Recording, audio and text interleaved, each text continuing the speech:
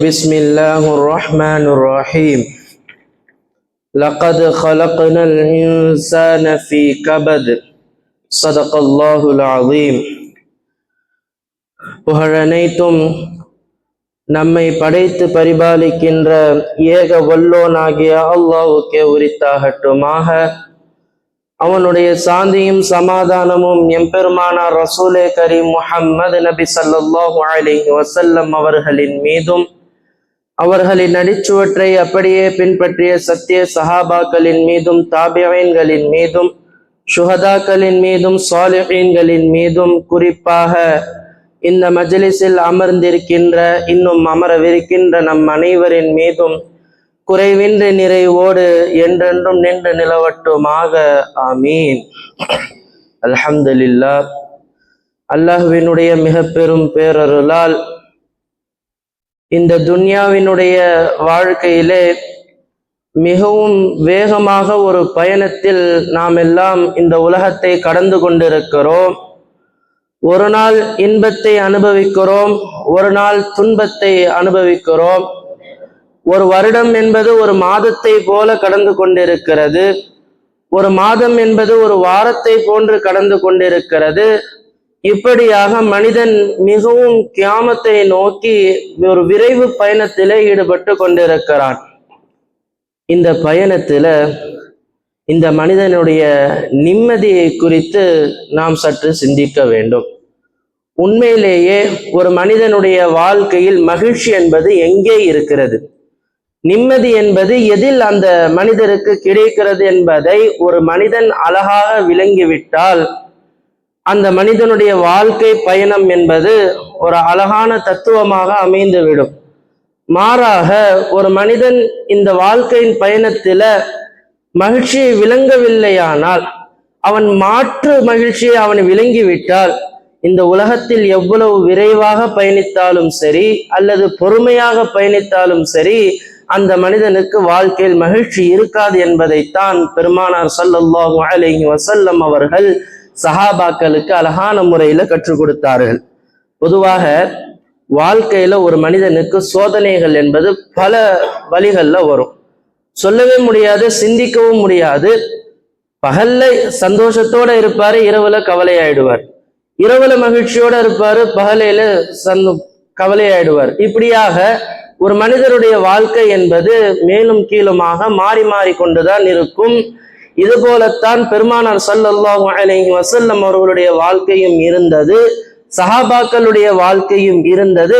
ஆனால் அவர்கள் எல்லா சூழ்நிலைகளிலும் மகிழ்ச்சியாக இருந்தார்கள், எல்லா சூழ்நிலைகளிலும் மகிழ்ச்சியாக இருந்தார்கள். அல்லாஹ் திருமறையில சொல்றான், லகத் ஹலக்னல் இன்சான ஃபீ கபத், இந்த மனித வர்க்கத்தை நாம் சோதனைகளிலே படைத்து விட்டோம்.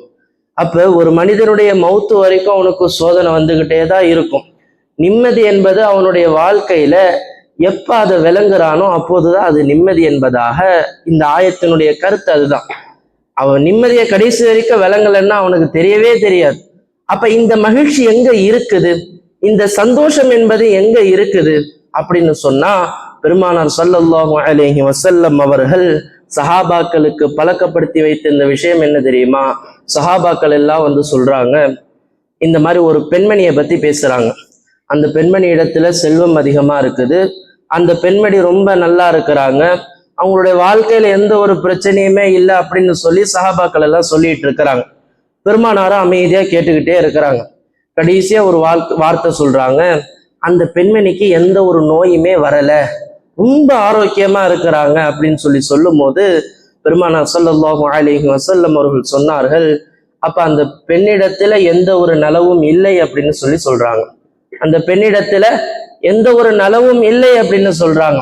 அப்போ ஒண்ணுமே புரியல சஹாபாக்களுக்கு. அப்பதான் விளக்கம் வருது, பொதுவாக ஒரு மனிதருடைய வாழ்க்கையில நோய் என்பது அல்லாஹ் கொடுக்கக்கூடிய ஒரு நிஅமத்.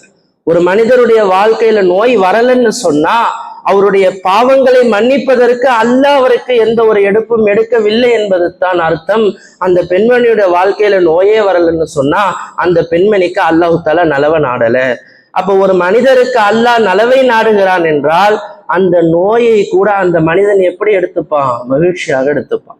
இன்னைக்கு மனிதரிடத்துல மிகப்பெரிய கவலை என்ன தெரியுமா? நோய் தான். மிகப்பெரிய ஒரு கவலை. ஒரு நோய் வந்துடுச்சுன்னா அதை நினைச்சு என் இடத்துல நோய் வந்துருச்சுன்னு கவலைப்பட்டு இன்னும் பல நோயை சேர்த்துப்பாங்க. ஆனா அந்த நோயை கூட சஹாபாக்கள் எப்படி தெரியுமா எடுத்துக்கிட்டாங்க? இந்த நோய் என்னை விட்டு போவதை நான் கஷ்டமாக உணர்கிறேன். இந்த நோய் என்னை விட்டு போவதை நான் கஷ்டமாக உணர்கிறேன். இந்த நோய் என்னிடத்துல இருக்கிற வரைக்கும் மலக்குமார்கள் எனக்கு சலாம் சொல்லிக்கிட்டே இருப்பாங்க. ஒருவேளை இந்த நோயை விட்டு நாம் குணமடைந்து விட்டால் அந்த சலாம் சொல்லக்கூடிய பாக்கியம் என்னை விட்டு பிரிந்து விடுமோ என்பதாக சஹாபாக்கள் அவர்கள் இந்த நோயை குறித்து அவர்கள் உணர்ந்திருந்தார்கள் என்றால் இதுதான் மகிழ்ச்சி. கஷ்டமாக இருக்கக்கூடிய சூழ்நிலையில் கூட மகிழ்ச்சி. இன்னைக்கு பிரச்சனை இல்லாத வாழ்க்கையே கிடையாது. முதல் மனிதனான ஹதரத் ஆதம் அலைஹி ஸலாத்து வஸ்ஸலாம் அவர்களுக்கும் அல்லாஹ் பிரச்சனைகளை கொடுத்தான். அவர்களுடைய குடும்பத்துல பிரச்சனை இல்லையா? அவர்களுடைய பிள்ளைகள் மத்தியில குடும்பத்துல பிரச்சனை இருந்தது.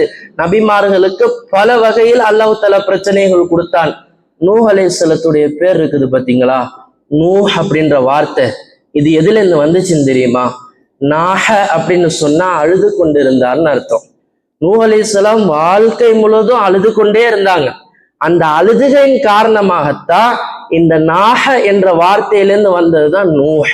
அப்ப நபிமார்கள் எவ்வளவு துன்பப்பட்டு கொண்டிருந்தார்கள் என்பதை விளங்க வேண்டும். ஏன் ஹலீலுல்லா என்று அழைக்கப்படக்கூடிய அல்லாஹ்வினுடைய நண்பர் என்று அழைக்கப்பட்ட ஹஜ்ரத் இப்ராஹிம் அலைஹிஸ்ஸலாத்து வஸ்ஸலாம் அவர்களுக்கு வாழ்க்கையில சோதனை வரவில்லையா? அவர்களை நெருப்பு குண்டத்தில் எடுத்து வீசப்படவில்லையா?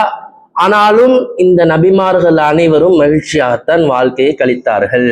அவர்களுடைய உள்ளத்தில் மகிழ்ச்சி இருந்தது. காரணம், அவர்கள் இந்த உலக வாழ்க்கையில் மகிழ்ச்சி என்பது செல்வம் என்பது கிடையாது. இந்த உலகத்தில் கிடைக்கக்கூடிய சுகம் அனைத்தும் மகிழ்ச்சி என்பது கிடையாது. ஆகிரத்தில் அல்லாஹ் நமக்கு கொடுக்கக்கூடிய வஸ்துக்கள் தான் நமக்கு மகிழ்ச்சி அளிக்கும் என்பதை உணர்ந்திருந்தார்கள். அவர்களுடைய வாழ்க்கையில எப்படிப்பட்ட சோதனைகள் அவர்களை அடைந்தாலும் அவர்களுடைய உள்ளத்துல மகிழ்ச்சி இருந்துச்சு, உள்ளத்துல நிம்மதி இருந்துச்சு. பெருமானார் ஸல்லல்லாஹு அலைஹி வஸல்லம் அவருடைய வாழ்க்கையினுடைய சில அம்சங்களை சொல்லும் போது ஹஜ்ரத் உமர் ரலியல்லாஹு அன்ஹு அவர்களிடத்துல அவருடைய மகளார் ஹப்ஸா ரலியல்லாஹு வந்து கேட்கிறாங்க, எனது அருமை தந்தையே, நீங்க இவ்வளவு எளிமையா இருக்கிறீங்க, ஏன் இவ்வளவு எளிமையா இருக்கிறீங்க? கொஞ்சம் ஒரு நல்ல ஆடையை உடுத்தலாமேன்னு கேட்கிறாங்க. அப்ப உமர் ரலியல்லாஹு அன்ஹு சொல்றாங்க, பெருமானாருடைய மனைவியாக இருந்து இந்த கேள்வியை என்னிடத்துல நீ கேட்கிறியான்னு கேட்கிறாங்க. சொல்லிட்டு சொல்றாங்க, பெருமானார் தன்னுடைய வாழ்க்கையில ஒரே ஒரு துணியை கொண்டு அவர்கள் மேலாடையும் கீழாடையும் ஒரே துணியாக சுற்றி கொண்டு வாழ்க்கையை கழித்தார்களே, அது உனக்கு நினைவில்லையா அப்படின்னு கேட்கிறாங்க. அதே போல ஒரு முறை பெருமானார் படுக்கையில் இருக்கும் போது அவங்க படுக்கைய ஒரு பெட்ஷீட்டை அதாவது ஒரு சாக்கு தான், அந்த சாக்கை 2ஆ மடிச்சுதான் படுக்கையில போடுவாங்க. ஒரு நாள் மனைவிமார்கள் என்ன செஞ்சிடறாங்க, 4ஆ மடிச்சு படுக்கையில போட்டுடுறாங்க. அப்ப பெருமானார் என்ன செய்யறாங்க, அதுல படுத்து உறங்கிடுறாங்க. அன்னைக்கு தஹஜ்ஜத் அவங்களுக்கு மிஸ் ஆயிடுது. இப்ப சுபுக்கு எந்திரிச்ச உடனே பெருமானார் கேட்கிறாங்க, தினசரி 2 மடிப்பா தானே எனக்கு வைப்பீங்க, இன்னைக்கே 4 மடிப்பா எனக்கு வச்சீங்க. இந்த 4 மடிப்பா நீங்க வச்சதுனால ஒரு சிறிய சுகத்தினால நான் என்னுடைய இரவு நேர தொழுகையை நான் விட்டுட்டேன், இனிமே இதை செய்யாதீங்கன்னு சொல்றாங்க. 3ஆவதா சொல்றாங்க உமர் ரலியல்லாஹு அன்ஹு, அவர்கள் காலையில் தூங்கி எழுந்தார்கள் என்றால் அவர்களுடைய முதுகிலே பாயினுடைய அச்சுக்கள் இருப்பதை நீ பார்த்ததில்லையா அப்படின்னு கேட்கிறாங்க. இதெல்லாம் கேட்டுட்டு, இவ்வளவு எளிமையாக வாழ்ந்த பெருமானார் என்னுடைய மனைவியாக இருந்து நீ என்னிடத்தில் இந்த ஆடம்பரத்தை குறித்து கேட்கிறாயா? இப்படி ஒரு ஆடையை நீ அணிய வேண்டும் என்று ஆசைப்படுகிறாயான்னு ஒரு கேள்வியை கேட்கிறாங்க. ஹப்ஸா ரலியல்லாஹு அன்ஹா அப்படியே வாயடைச்சு போயிடுறாங்க. இப்ப இதுல நமக்கு என்ன விஷயம் தெரிய வருதுன்னா, இந்த உலகத்துல மகிழ்ச்சி என்பது ஆடம்பர வாழ்க்கையில கிடையாது, மகிழ்ச்சி என்பது செல்வத்துல கிடையாது, உலகத்துல கோடி கோடியா சொத்து சேர்க்கறதுல கிடையாது. இன்னைக்கு நம்ம நினைச்சிட்டு இருக்கோம், நீங்க போய் கேட்டு பாருங்க, நான் பல கோடீஸ்வரர்களோட பேசியிருக்கேன், பல மில்லியனர்ஸோட பேசியிருக்கேன்.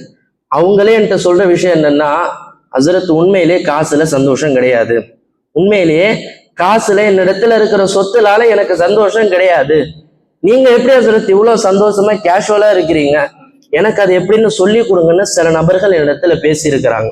அப்ப இதுல இருந்து நமக்கு தெரிய வேண்டிய மிகப்பெரிய ஒரு விஷயம் என்னன்னு சொன்னா, ஒரு மனிதனிடத்துல செல்வம் இல்லாத வரை அந்த மனிதன் நிம்மதியோட இருப்பான்.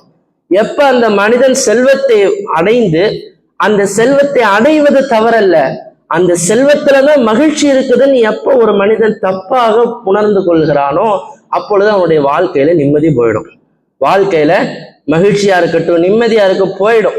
இதைத்தான் பெருமானார் ஸல்லல்லாஹு அலைஹி வஸல்லம் அவர்கள் சஹாபாக்களுக்கு உணர்த்தி வாழ்க்கையை ஒரு இடத்துல இருந்து ஒரு செல்வம் வந்துச்சுன்னா பெருமானார் அந்த செல்வத்தை சஹாபாக்களுக்கு கொடுக்கறதுக்கு முன்னாடி ஒரு விஷயத்த சொல்லுவாங்க. பஹ்ரைன், அதாவது சவுதியில இருக்கக்கூடிய ஒரு பஹ்ரைன் என்று அண்டழைக்கப்பட்ட ஒரு பகுதி, அதுல இருந்து ஒரு செல்வம் பெருமானார் இடத்துல வருது. பெருமானார் இடத்துல வந்த விஷயம் சஹாபாக்களுக்கு எல்லாம் தெரிஞ்சு போயிடுது. மறுநாள் ஃபஜ்ர் தொழுகையில எல்லா சஹாபாக்களும் பள்ளிக்கு வந்துடுறாங்க. இப்ப பெருமானார் அந்த செல்வத்தை பங்கு கொடுக்கறதுக்கு முன்னாடி சொல்றாங்க, இந்த நீங்கள் வறுமையாக இருப்பதை நான் ஒருபோதும் கவலைப்படவில்லை. ஆனால் ஒருவேளை இந்த செல்வம் மூலமாக நீங்கள் செல்வந்தர்களாக ஆகிவிட்டால் நீங்கள் அழிந்து போய் விடுவீர்கள் என்பதை உணர்ந்து நான் கவலை கொள்கிறேன் என்பதாக பெருமானார் ஸல்லல்லாஹு அலைஹி வஸல்லம் அவர்கள் இந்த வார்த்தையை சொல்லிட்டு அந்த செல்வத்தை பங்கு வைக்கிறாங்க. இதுல நம்ம சிந்திக்க வேண்டிய விஷயம் என்ன தெரியுமா? அரபு தேசத்துல செல்வமே இல்லாம வறுமையில இருந்த வரைக்கும் இந்த அரபு நாடுகள், இந்த அரபு தேசம் என்பது ஒட்டுமொத்த உலகிற்கு முன்மாதிரி நாடாக இருந்தது. ஒட்டுமொத்த சஹாபாக்கள் மூலமாக இந்த உலகத்திற்கு இஸ்லாம் பரவியது. ஒட்டுமொத்த உலகத்திற்கும் தீன் பரவியது. எப்போது? அவர்கள் எல்லாம் ஏழ்மையில் இருந்த வரையிலும் முன்னுதாரண நாடாக அரபு நாடுகள் திகழ்ந்தது. இன்னைக்கு அரபு நாடுகளுடைய பேர் என்ன தெரியுமா? இன்னைக்கு ஒரு விஷயம் சொல்றேன். ஹரமைன் இருக்குது பாத்தீங்களா? சவுதியில இருந்து மற்ற ஊர்லாம் கிடையாது. ஹரமைன் இருக்குது பாத்தீங்களா? கஅபத்துல்லா, அந்த ஹரமைனுக்கு சுற்றி இன்னைக்கு அனாச்சாரங்கள் வந்துடுச்சு, மதுபானங்கள் வந்துடுச்சு, இந்த மாதிரி இன்னும் பல ஹராமான சூழ்நிலைகள் வந்துடுச்சு. காரணம் என்ன தெரியுமா? பெருமானார் ஸல்லல்லாஹு அலைஹி வஸல்லம் அந்த வார்த்தையை சொன்னாங்க பாத்தீங்களா? நீங்க வறுமையில் இருக்கும் வரை எனக்கு கவலை இல்லை. எப்போது இந்த செல்வத்தின் மூலமாக உங்களுடைய வாழ்க்கையில செல்வம் நிரம்பி விடுமோ நீங்கள் அழிந்து விடுவீர்கள் என்பதை நான் எச்சரிக்கிறேன் என்பதாக பெருமானார் சொன்னாங்க பாத்தீங்களா? அவங்க அரபு தேசத்துல செல்வம் வராத வரைக்கும் பிரச்சனை இல்லை. என்னைக்கு அவங்க செல்வத்தையும் அவர்களுக்கு மத்தியில போட்டி பொறாமைகளையும் ஒரு இடத்துல ஒருத்தர் கௌரவத்தை எப்ப அவங்களிடத்துல அதிகமானதோ இன்னைக்கு அரபு தேசமே அழிஞ்சு போச்சு. இன்னைக்கு அது முஸ்லிம்களுக்கு முன்மாதிரி நாடாக கிடையாது. இன்னைக்கு அதை விட நல்ல நல்ல நாடுகள் வளர்ந்து கொண்டு இருக்கிறது.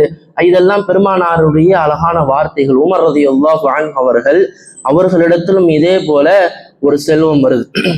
அப்ப சஹாபாக்களுக்கு பங்கு பிரிச்சு கொடுக்குறாங்க. ஒவ்வொருத்தவர்களுடைய தகுதிக்கு ஏற்ப பங்கு பிரிச்சு கொடுக்குறாங்க. பத்ர் யுத்தத்துல கலந்தவங்களுக்கு ஒரு வகையான செல்வம், பெருமானாருடைய மனைவிமார்களுக்கு ஒரு வகையான செல்வம். இப்படி அதுல 2 சஹாபாக்களுக்கு நிறைய செல்வத்தை கொடுக்குறாங்க. யாருன்னு சொன்னா, ஒன்னு அபு உபைதா ரலியல்லாஹு அன்ஹு அவர்களுக்கும் முஆத் இப்னு ஜபல் ரலியல்லாஹு அன்ஹு அவர்களுக்கும். இந்த 2 சஹாபாக்களுக்கு நிறைய செல்வத்தை உமர் ரலியல்லாஹு கொடுக்குறாங்க. எவ்வளவுனா 400 தீனார். 400 தீனார்னு சொன்னா இன்னைக்கு பல லட்சம் இன்னைக்கு உள்ள நகை விலைக்கு கோடிக்கணக்கில் தொட்டுடும். அந்த அளவிற்கு செல்வத்தை பிரிச்சு 2 சஹாபாக்களுக்கும் கொடுக்குறாங்க.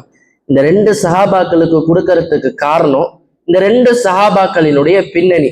இந்த 2 சஹாபாக்களுமே பெருமானார் ஸல்லல்லாஹு அலைஹி வஸல்லம் அவர்களுக்கு மிகவும் நெருக்கமான சஹாபாக்கள்.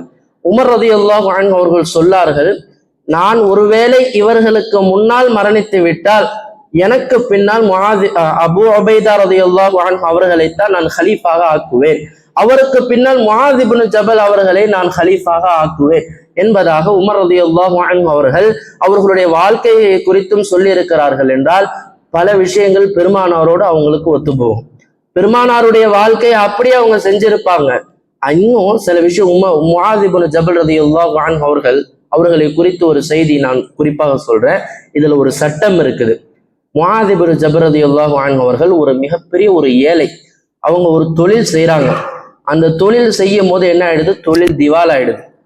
அங்க இருக்க அரபு தேசத்துல பல நபர்களிடத்துல கடனை வாங்கி தான் அந்த விஷயத்தை செஞ்சாங்க. இப்ப தொழில் திவால் ஆன உடனேயே இப்ப இவங்க என்ன செஞ்சிடறாங்க? கடனாளிகள் எல்லாமே அவங்கள சூழ்ந்துடுறாங்க. இப்ப கடனாளிகள் சூழ்ந்த உடனே முஆத் இப்னு ஜபல் ரலியல்லாஹு அன்ஹு பெருமானார் இடத்துல வராங்க.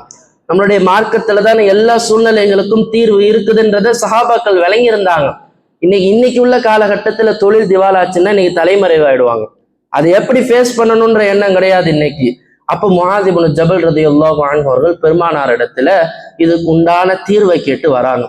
அப்ப பெருமானார் ஸல்லல்லாஹு அலைஹி வஸல்லம் என்ன செய்யறாங்க? அவங்களை கூப்பிட்டு அழைச்சிட்டு யாரெல்லாம் ஒரு இடத்துல கடனாளியா வந்தாங்களோ அவங்க எல்லாத்தையும் வரவழைச்சு நீங்க உங்களுடைய ஜக்காத்துடைய கணக்கு எடுக்க சொல்றாங்க. இப்ப ஜக்காத்துடைய அவங்கள்ட்ட இருந்து உள்ள ஜக்காத்தெல்லாம் எடுத்து முஆத் ரலியல்லாஹு அன்ஹு அவர்களிடத்துல கொடுக்குறாங்க. இப்ப இவங்க கையில ஒரு அமௌண்ட் சேர்ந்துருமா? இவங்க கடனாளி இருந்தாலும் அவர்களுடைய ஜக்காத்தை வாங்கி இவர் கையில கொடுத்து யார் யாருக்கு எவ்வளவு கடன் இருக்குதோ அதை அடைக்கிறாங்க. அப்புறம் சொல்லிட்டு பெருமான் ஒரு வாக்கு கொடுக்குறாங்க, இனி முஆதினுடைய வாழ்க்கையில அவர்களுக்கு என்னென்ன நலவுகள் என்னென்ன பைசாக்கள்லாம் வருமோ அது எல்லாத்தையும் மீதம் இருக்கவர்களுக்கு கடனாக நாங்கள் கொடுத்து விடுவோம் என்று வாக்களிக்கிறாங்க. பிறகு வரலாற்றுல அவர் அடைச்சாருன்ற பேர் இருக்கு. அப்ப இதுல நமக்கு உண்டான ஒரு சட்டம் என்ன சொல்ல தெரியுமா? பொதுவாக உங்களிடத்துல ஒரு மனிதர் கடன் வாங்கியிருக்காருன்னு சொன்னா உங்களுடைய ஜக்காத் இருக்குது பாத்தீங்களா, அந்த ஜக்காத்தை கொண்டு அவருடைய கடனை மன்னிக்கணும். ஜக்காத்தை கொண்டு நீங்க கடனை மன்னிச்சா போதுமானது. நீங்க ஜக்காத்தை கொடுக்கணுன்ற அவசியம் கிடையாது. ஒருத்தர் உங்களிடத்துல ஒரு 50,000 கடன் வாங்கிட்டாரு, அவரால் திருப்பி கொடுக்கக்கூடிய சூழ்நிலையில இல்லை, சிந்திக்கணும். அவரால் திரும்பி கொடுக்கக்கூடிய சூழ்நிலையில இல்லை. இப்ப நீங்க உங்களுடைய ஜக்காத்தை நீங்க கொடுப்பதற்கு பொருத்தமான மனிதர் யாருன்னு சொன்னா இப்ப நீங்க அவரிடத்துல உங்களுடைய ஜக்காத்தை கழிச்சிடலாம். ஜக்காத்து நீங்க 50,000 உங்களுக்கு இருக்குன்னு சொன்னா அந்த மனிதரிடத்துல நீங்க கொடுக்காமலே உன்னுடைய கடனை நான் மன்னிச்சிருன்னு இதுவும் ஜக்காத்துடைய கணக்குல வரும். இந்த சட்டம் சரி. இப்ப சொல்ல வந்த விஷயத்துக்கு வர, இந்த 2 சஹாபாக்களுக்கும் உமர் ரலியல்லாஹு அன்ஹு அவர்கள் பல செல்வத்தை கொடுத்துட்டு ஒரு சஹாபிட்ட சொல்றாங்க, நீங்க போய் அவங்க என்ன செய்யறாங்கன்னு பார்த்துட்டு வாங்கன்னு சொல்றாங்க. இப்ப நேரா அபு உபைதா ரலியல்லாஹு அன்ஹு அவர்களுடைய வீட்டுக்கு அந்த சஹாபி போய் கொடுத்துட்டு பின்னாடியே அங்க நின்று பாக்குறார். இப்போ உபைதா ரலியல்லாஹு போறாங்க, எல்லார் இடத்துலயும் 10 திரகம் 100 திரகம் 50 திரகம்னு சுத்தி இருந்த எல்லா ஏழைகளுக்கும் கொடுத்து மொத்தமா காலி பண்ணிடுறாங்க. இதை அந்த சஹாபி பார்த்துட்டு நேரா வந்து உமர் ரலியல்லாஹுன்னு சொல்றாங்க. திரும்ப என்ன செய்யறாங்க, போ முஆத் இப்னு ஜபல் ரலியல்லாஹு அவங்க என்ன செய்யறாங்க பார்த்துட்டு வான்னு சொல்லி கொடுத்து அனுப்புறாங்க. இப்ப அவர் என்ன செய்யறாரு, 400 திரகத்தையும் பங்கு போட்டு எல்லாருக்கும் கொடுத்துடுறாரு.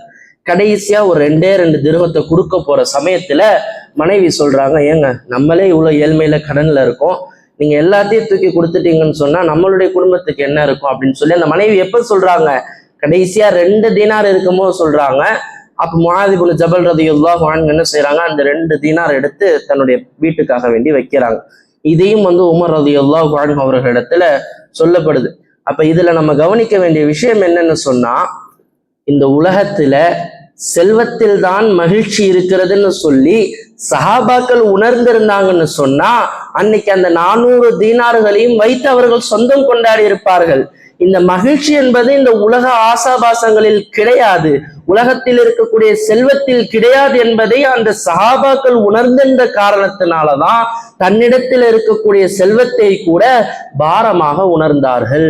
பெருமானாருடைய வார்த்தை அழகாக சொல்லுவாங்க, இந்த உலகத்துல அல்லாஹ் கொடுக்கக்கூடிய ஹலாலான செல்வம் இருக்குது பாத்தீங்களா, அதுக்கு கூட கேள்வி கணக்கு இருக்குது. ஹலாலுஹா ஹிசாபுன் வ ஹராமுஹா இதாமுன்.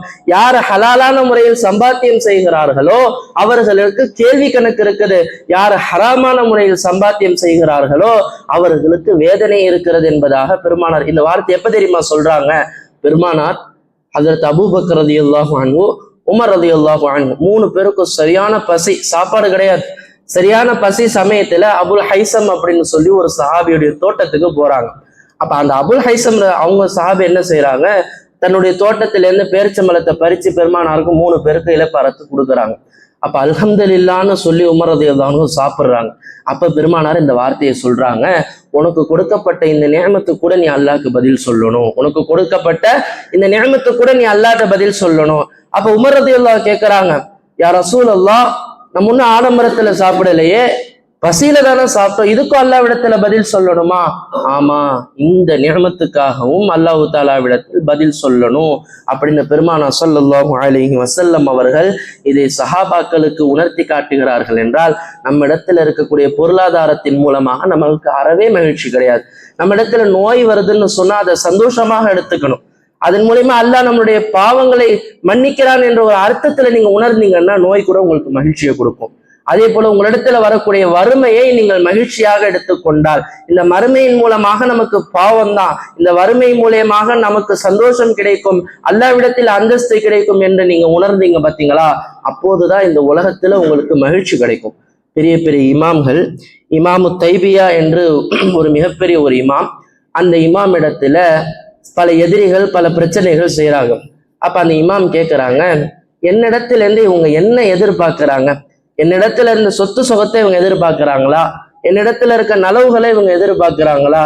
அவங்களிடத்த சொல்லுங்க, என்னுடைய சொர்க்கம் என்னுடைய உள்ளத்துல இருக்கு, என்னுடைய சொர்க்கம் என்னுடைய சந்தோஷம் என்பது என்னுடைய உள்ளத்துல இருக்கு. இவங்க என்ன வேணாலும் செஞ்சுக்கட்டும். ஒருவேளை அவங்க என்னுடைய சொர்க்கத்தை உணர்ந்தாங்கன்னு சொன்னா அந்த உள்ளத்துல இருக்கிற சொர்க்கத்துக்காக வேண்டி என்னிடத்துல அவங்க போர் புரிவாங்க, என்னிடத்துல அவங்க போர் புரிவாங்கன்னு அந்த இமாம் சொல்றாங்கன்னு சொன்னா வார்த்தையை கவனிக்கணும். உலகத்துல இருக்க எந்த விஷயம் எனக்கு மகிழ்ச்சி கிடையாது, அல்லாஹ் கொடுக்கக்கூடிய சொர்க்கம் தான் மகிழ்ச்சி என்பதை என்னுடைய உள்ளத்தில் நான் வைத்திருக்கிறேன், நான் மன நிம்மதியா இருக்கிறேன், அவங்களால என்ன செய்ய முடியுமோ செஞ்சுக்கங்க அப்படின்னு ஒரு விஷயத்தை டிக்ளேர் பண்றாங்கன்னு சொன்னா அவங்களுடைய உள்ளம் எந்த அளவிற்கு மறுமையை சார்ந்து இருக்கும், எவ்வளவு நிம்மதியாக இருக்கும். இன்னும் 3 வார்த்தையை சொல்றாங்க. அவங்க ஒரு நீதிபதி அவங்களுக்கு எதிராக தீர்ப்பு கொடுக்குறாங்க. அப்ப அவங்க சொல்றாங்க, எனக்கு அவர்கள் சிறையை தீர்ப்பாக அளித்தால் அது எனக்கு ஹல்வத் என்றால் இன்ப அறைன்னு அர்த்தம். அதே போல எனக்கு அவர்கள் நாடு கடத்தினார்கள் என்றால் அது எனக்கு ஹிஜ்ரத். அதே போல அவர்கள் என்னை கொலை செய்தார்கள் என்றால், மரண தண்டனை விதித்தார்கள் என்றால் அது எனக்கு கிடைக்கக்கூடிய வீர மரணம் ஷஹாதத் என்பதாக சொல்றாங்க. இந்த 3 விஷயத்தை நம்ம என்ன தெரியுமா கவனிக்கணும். நார்மலா ஒரு காமனா ஒரு பீப்புள் இடத்துல நம்ம இந்த விஷயத்த சொல்றோம்னு சொன்னா இந்த 3 விஷயத்த அவன் எப்படி எடுத்துப்பான்? கவலையா எடுத்துப்பான், கஷ்டமா எடுத்துப்பான். நமக்கு தண்டனை கொடுக்க போறாங்க, நம்மளை நாடு கடத்த போறாங்கன்னு கஷ்டமா எடுப்பான். ஆனா மறுமையை விளங்கிய மனிதன், உண்மையான மகிழ்ச்சியை விரும்பிய மனிதன் இந்த 3 விஷயத்தையும் சந்தோஷமாக எடுத்துக்கொள்கிறான் என்றால் இதுதான் உலகத்துல கிடைக்கக்கூடிய நிம்மதி, இதுதான் உலகத்துல இருக்கக்கூடிய நிம்மதி.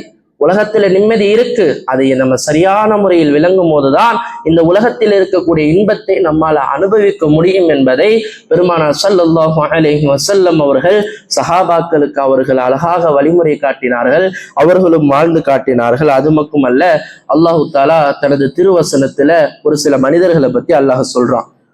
அவர்களுடைய உள்ளங்கள் விரிக்கப்படும் அப்படின்னு ஒரு வார்த்தை சொல்றான், ஸதரஹல்லாஹு ஸதரா. இந்த உள்ளங்கள் விரிக்கப்படக்கூடிய மனிதர்களுடைய நிலை எப்படி இருக்குன்னு தெரியுமா? இதை நீங்க உங்களை நீங்களே சுய பரிசோதனை செஞ்சுக்கங்க. உள்ளங்கள் விரிக்கப்பட்ட மனிதர்களுக்கு அவர்களுடைய முதல் விஷயம் அவங்களுடைய பாவங்கள் மன்னிக்கப்படும், அவங்களுடைய பாவங்கள் மன்னிக்கப்படும். 2வது, சமுதாயத்துல மதிக்கப்படக்கூடிய மனிதர்களாக அவங்க இருப்பாங்க. அவங்கள சுத்தி 4 பேர் இருந்தாங்கன்னு சொன்னா 4 பேர் அவங்கள கண்ணியமா பார்ப்பாங்க. இது அவர்களுடைய உள்ளங்கள் விரிக்கப்பட்டு இருந்துச்சுன்னா அல்லாஹ் சொல்ற வார்த்தைகள். அடுத்தபடியாக அது ரொம்ப முக்கியம், அவங்களுக்கு தீன் ரொம்ப லேசா இருக்கும். இன்னைக்கு அவங்களுக்கு தீனை கையில எடுக்கணும்னா ரொம்ப லேசா அல்லாஹ் கொடுத்திருப்பான், கஷ்டப்பட்டு அந்த தீன் எடுக்கணும்ன்ற அவசியம் இருக்காது. அவர்கள் தீனை லேசாக கையாளுவார்கள், தீனை லேசாக தன்னிடத்தில் எடுத்துக்கொள்வார்கள். 4வதாக அவர்களுக்கு சொல்லப்படுகின்ற வார்த்தை, அவர்கள் மகிழ்ச்சியாக இருப்பார்கள். அல்லாஹ் சொல்ற வார்த்தை ஷரஹல்லாஹு ஸதரா, யாருடைய உள்ளம் விரிவாக்கப்படுகிறதோ இந்த 4 விஷயங்கள் அவர்களிடத்துல இருக்கும்.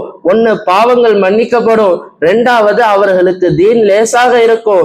3வது, அவர்களுடைய 4 பேருக்கு மத்தியில கண்ணியப்படுத்தப்படுகின்ற மனிதர்களாக இருப்பாங்க. அவங்களிடத்துல மக்கள் பேச ஆசைப்படுவாங்க, அவங்களிடத்துல பழக ஆசைப்படுவாங்க, இது போல மதிக்கத்தக்க மனிதர்களாக இருப்பாங்க. கடைசியாக சொல்லக்கூடிய வார்த்தை தான் அவர்களிடத்துல நிம்மதி இருக்கும். அப்போ உலகத்துல இந்த வேகமாக பயணிக்கக்கூடிய இந்த உலகம் இந்த உண்மையிலேயே நம்முடைய உள்ளத்தில் மகிழ்ச்சியை கொடுக்குமா கொடுக்காதா என்று கேட்டால், எதில் மகிழ்ச்சி இருக்கிறது என்பதை உணர்ந்தால் ஒரு மனிதனுக்கு நிச்சயமாக இந்த உலகத்திலேயே மகிழ்ச்சியும் நிம்மதியும் கிடைக்கும். இமாம் அஹ்மத் இப்னு ஹம்பல் ரஹ்மத்துல்லாஹி அலைஹி வாழ்க்கை ஃபுல்லா கஷ்டப்பட்டு ஒரு இமாம். அந்த இமாம் என்னுடைய மகனார் கேட்கிறாங்க, நல்லா கவனிக்கணும், இதோட முடிச்சிடுறேன். மகனார் கேட்கிறாங்க, மத்தா ராஹத், தந்தையே எப்போது நமக்கு நிம்மதி கிடைக்கும், எப்போது நமக்கு ராஹத்து கிடைக்கும்னு கேட்கிறாங்க.